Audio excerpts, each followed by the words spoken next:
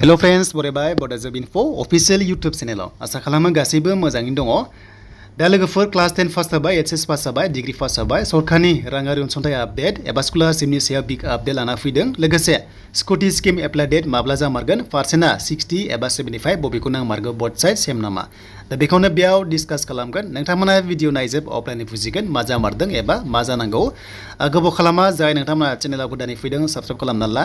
जेब्लायबो सरकारि आसनि स्किम लननि सायाव आरो साख्रिनि सायाव बडाजब इनफोआव नोंथांमोना आपडेट मोननो हागोन। दा लोगोफोर रिसेन्टलि नोंथांमोना 10 पास जानाय एबा एचएस पास जानायफोरा एबा नोंथांमोना डिग्री पास जानायफोरा दा बेवहाय मोनसे मिथिगौ जे नोंथांमोना आसाम गभर्नमेन्टनि पर्टेलनि थ्रुयै बेवहाय एडमिसन लानो हायो। बेनो जाबाय सामार्टआव। स' बिनि रेजिस्टारा जागासिनो दङ। नोंथांमोना खालामबाय जानांगौ आरो खालामाखैबा नोंथांमोना थाबैनो खालामना लादो। बेनिफ्राय कलेजआ गोबां थागोन। नोंथांमोना कलेजाव जेरावनोखि लायो बेयाव एडमिसन थाखाय एप्लाइ खालामबानो जाबाय, बेनिफ्राय एडमिसन लाबानो जाबाय। स' बेनिफ्राय फैबाय गुबै बाथ्राया जे स्कलारशिप माब्ला मोनमारगोन नोंथांमोननि राङारि अनसुंथाइया। बेनो जाबाय गोदान पास जानायफोरा गोबां कमेन्ट्स खालामगासिनो दङ जे आदा मा जामारगोन। दा नोंथांमोना पर्टेलाव खालामनोबा बेवहाय रेजिस्टार खालामनांगोन, बेखौथ' मिथिखाबाय। बेनि गेजेराव नोंथांमोना खालामदो जायफ्रानोखि एडमिसन लानो थांगासिनो दङ। दानिया फैबाय गुबै कन्टेन्टआव जे नोंथांमोननि सरकारनि राङारि अनसुंथाइ स्किम ओंखारदों। बेनो जाबाय नोंथांमोना स्कलारशिप एबा नोंथांमोना गुबुन स्किमाव एप्लाइ खालामनो हायो। दा बेखौ माब्ला मोनमारगोन गोबां कमेन्ट्स फैगासिनो दङ। बेनो जाबाय निजुत मयना स्किम होननाय मोनसे ओंखारदों आसाम स्टेटनि, आरो बे जाबाय अनलि हिन्जावसाफोराल' बे राङारि अनसुंथाइखौ मोनगोन। दा गभर्नमेन्टआ दासान्दि हिन्जावसाफोरखौल' बांसिन प्रायरिटि होगासिनो दङ। 10 पास खालामबायबा नोंथांमोना 10,000 एबा 10,000 राङारि अनसुंथाइ मोनगोन। बेनो जाबाय हिन्जावसाफोरा। स' बेनिफ्राय हायार सेकेन्डारि पास खालामनाया 2,500 एबा 12,500 नोंथांमोना मोनगोन। वान टाइम खनसेल' मोनगोन। डिग्री पास जानाया 15,000 राङारि अनसुंथाइ मोनगोन। बे जाबाय स्किमा आसाम स्टेटनि। स' बेनिफ्राय दा ओरैबायदि माब्ला मोनगोन, 4 जुनाव इलेक्सननि रिजाल्ट ओंखारगोन, सरकार दागोन, होमबासो बिनि उनावसो माखासे स्किम एबा स्कलारशिपआ एप्लाइ जागोन। अके, दा जेबो स्किम एप्लाइ जाथ'वा, गोदाना जाया, पारमिसन गैया।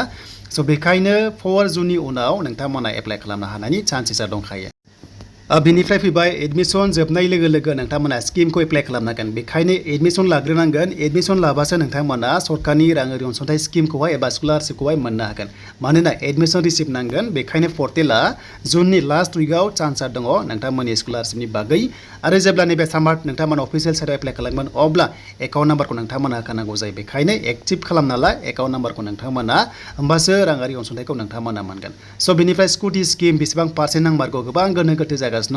जे प्रिभियासनि गाइडलाइन्सआ 60% हिन्जावसाफोरा, बेनिफ्राय हौवाफोरा 75% नांगौमोन। एन्ड देग्लाय गोबां कमेन्ट्स खालामदों जे गासैबो पार्सेन्टआ 75 जामारगोन नामा। स' बेबायदि 75% नांमारगौ नामा गोबां कमेन्ट्स खालामदों।